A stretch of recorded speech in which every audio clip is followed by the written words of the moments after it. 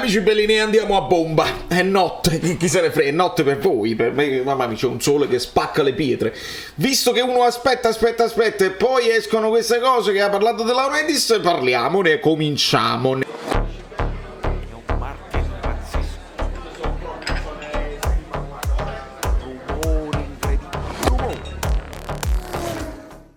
Allora, voi perdonerete la giornata senza video ieri, ma si rincorrevano sempre gli stessi rumori. Non posso fare video dove non vi dico niente, commentiamo sempre le stesse cose. Che si fa?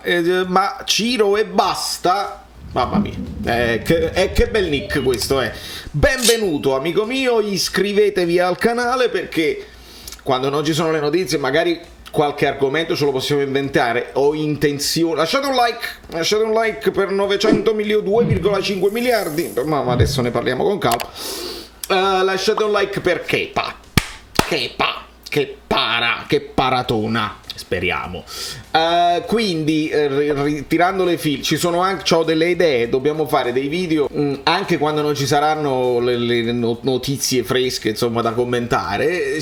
Bisogna fare dei video di comparazione tra quello che è il mercato finora fatto dal Napoli e quello delle altre squadre, delle competitor per la Champions League, quindi dobbiamo fare un pochino di valutazioni. Mi farò aiutare da degli esperti anche delle altre squadre, perché altrimenti io che ne so, non lo posso sapere, e quindi andremo a commentare, perché ricordatevi sempre che il Napoli da scudetti, il Napoli da Champions League, il Napoli si deve salvare, dipende molto anche dalle nostre avversarie, perché il calcio è così. E quindi noi con calma faremo queste cose qua. Quindi iscrivetevi al canale Telegram che trovate sotto in descrizione, perché non si può mai sapere, le notifiche non arrivano. La bellezza dei miei abbonati, che poi tra l'altro io adesso devo ricontrollare chi è abbonato, chi è rimasto abbonato, perché dobbiamo fare il fantacalcio per gli abbonati e quindi mi devo organizzare, sarò in Italia o sarò un macello, che mi fanno sapere tutte le cose. Dico, ragazzi, ma non ci sono notizie. Nel frattempo l'ottimo Achille mi manda una serie di link, per esempio uno di questi, perché pare questa intervista a De Laurentiis è tutta spezzettata in vari link su in un po' di tempo gli anni vanno di moda i fondi. I fondi di investimento sono quelli che devono far rendere agli investitori nei 5 anni successivi anche un certo meno rendimento. Anche meno. Quindi hanno visto che in Italia il calcio ha una grande possibilità e una grande opportunità e hanno deciso di investire, perché così magari possono raddoppiare il loro investimento cedendo successivamente a qualche fondo che interverrà. Del resto Milan e Inter docet, no? Più o meno. E quindi voglio dire, vedi, io sono assillato dai fondi, non ne posso bollente. più. Non ne posso più. Questa è bellissima. Allora, nel 2017-18 mi hanno offerto gli americani 900 milioni di dollari per vendere il Napoli. Ma scusate, allora non avete capito nulla. Io sono un imprenditore puro che si diverte a fare impresa, non a fare presa. Allora, lasciatemi giocare ancora. Io voglio fare il 12° uomo in campo, anzi il 12° uomo in campo è il tifoso, io faccio il 13°, anzi faccio il 14°, il 14 è il mio numero preferito, vedi, io sto a via 24 maggio, però sono nato il 24 maggio, una cosa che il 24 invece che aveva 24, abbiamo capito? No, allora il 14 è Mertens, mettiamo tutto nel calderone perché così il video esce completo. Prima di tutto il 14 è Mertens e ci fanno sapere, parrebbe, varie indiscrezioni, che si è messa a piangere, che festa con gli amici, la torta, si è messa a piangere, e ci hanno confermato questa cosa che io vi sto dicendo da un po' di tempo, che non è una questione economica assolutamente, che è una questione che se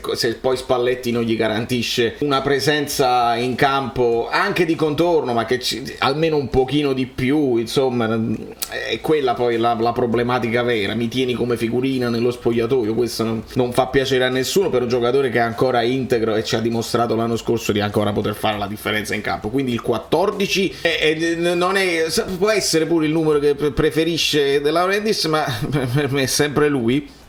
Viceversa, mettiamo tutto insieme, perché 900 milioni e lui rifiuta. Il fatto dei fondi con Inter e Milan, un po' diversa la situazione tra i due club, che poi i cinesi, si è sempre parlato, no? I cinesi buoni, i cinesi cattivi, quelli che non hanno fatto bene a Milano poi con l'Inter, però gli altri cinesi, i giapponesi, i coreani, che a noi adesso ci interessano i coreani, no, però non è detto che debbano essere 5 anni, perché quelli del Milan poi dopo 1 anno e mezzo o 2 hanno ceduto, hanno fatto quello che dovevano fare, hanno vinto uno scudetto e hanno mollato, e adesso c'è un altro quindi queste cose possono essere anche nel breve, ma la conferma è che lui non vuole mollare.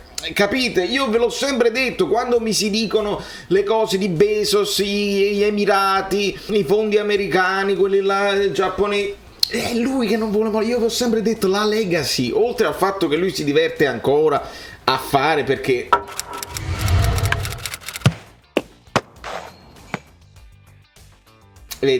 veda, è chiaro il ragionamento. Quando poi viene invitato a fare queste cose, lui può parlare della Super League, perché ha parlato anche della Super League.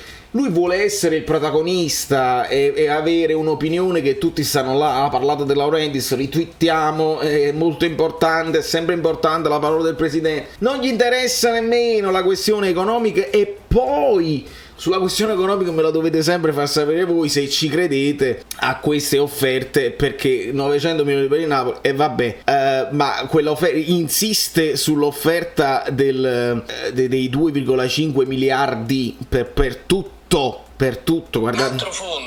Un altro fondo mi ha offerto 2 miliardi e mezzo per dargli tutto. Adesso stiamo dando tutte le notizie possibili. Io ho detto, ma signori, ma io che devo fare? Devo andare in pensione? Ma pensa che noia!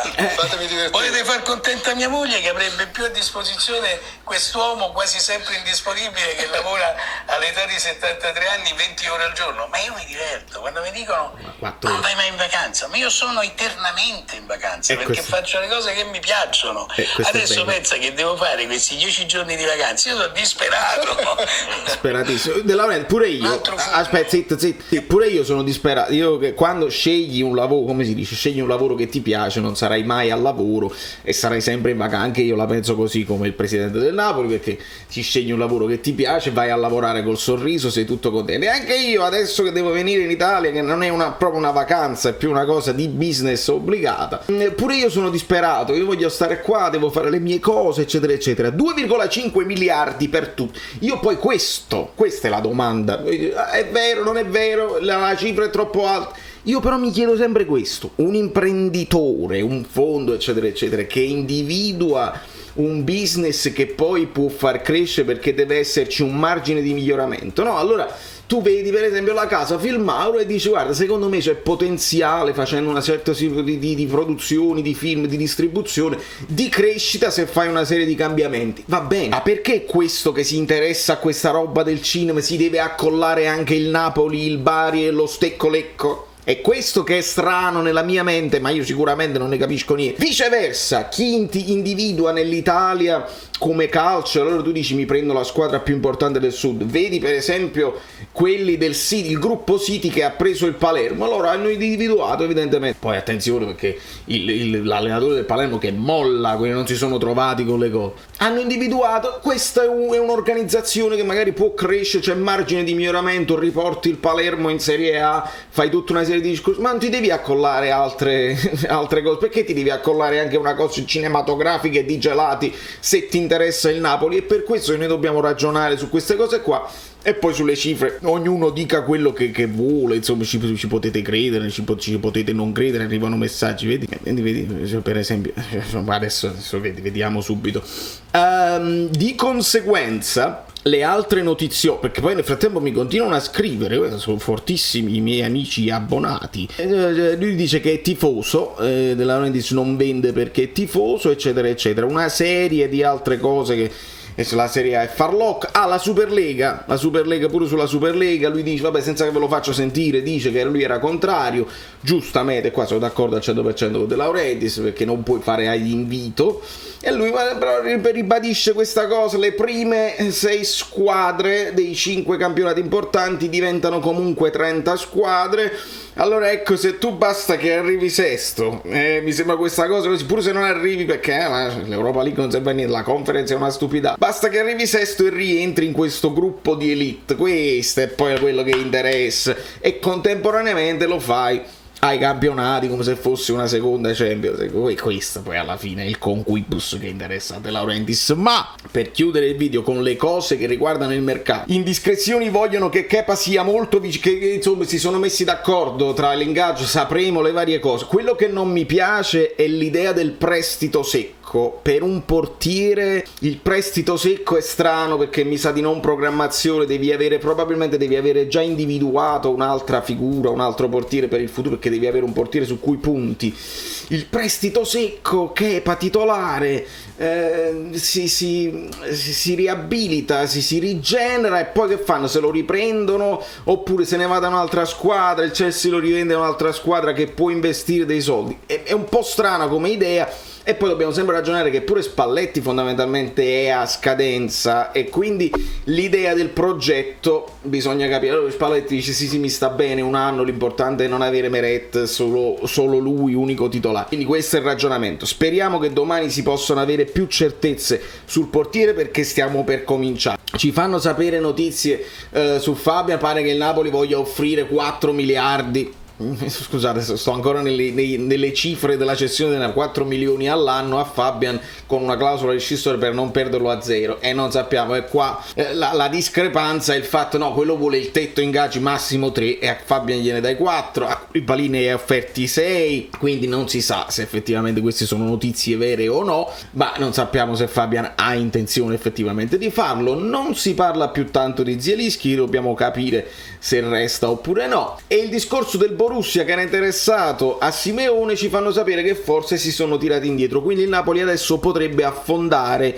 il colpo su Kepa, su Simeone. Aspettiamo però sempre Petagna, perché se non escono i giocatori il Napoli non affonda, e quindi abbiamo quest'idea Raspadori con la Juventus sempre addosso, pure il Mertens, la Juventus addosso a tutti quanti. E dobbiamo capire se alla fine il Napoli riesce ad affondare questo colpo, sarebbe importantissimo, e presto però, presto, perché il tempo stringe e questi giocatori si devono affiatare in pochissimo tempo, una decina di giorni, il tempo che arrivano, se arrivassero domani, il tempo che arrivano si affiatano e vanno subito in campo, perché il campionato sta per cominciare. Quindi che cosa mi sono dimenticato? Qualcosa sicuramente mi sarò dimenticato in tutto questo marasma di informazioni eccetera eccetera. Per il fatto di Petagna, Berlusconi, vedi che il tifoso, che De Laurentiis dice io sono tifoso, pure Moratti era tifoso ma ha mollato dopo aver vinto delle cose. Berlusconi, che ha vinto l'impossibile col Milan, a un certo punto ha mollato anche lui eccetera eccetera. De Laurentiis probabilmente dovrebbe vincere per poi mollare, ma lui dice si vuole divertire, lui non vuole vincere da cafoni, lui si vuole divertire e poi la legacy da lasciare ai figli, credetemi è così nella sua mente, poi che vinca o meno gli cambia poco, lui si deve divertire, deve lavorare 20 ore al giorno, 4 ore di sonno sono poche, lo dicono i dottori, quindi io spero che insomma faccia il suo riposo come si deve. E non potete mettervi la maglietta a 16 perché vi prendono e vi cacciano, gli steward delle forze dell'ordine vi prendono e vi cacciano, attenzione, perché non c'è libertà di espressione nemmeno sulle magliette. Da New York, Valerio Fluido è tutto, l'abbiamo fatto sto video, non è che cambia la storia della comunicazione di YouTube, però almeno per stare al passo con le cose, per non far dimenticare l'algoritmo di noi, e va bene anche così, con calma si risolvono tutte le situazioni e sapremo tutte le cose. Ci vediamo a Piazza Bellini. Ciao, sono Saveria Solida. Se arriviamo a 15.000 iscritti su YouTube è una cosa di cortesia, ma secondo me dovreste seguirlo anche su Instagram, @ValerioFluido. Fa tutte queste cose cretine. Sei iscritto pure a TikTok. Di più, dai, basta, sei cringe. Quante cose.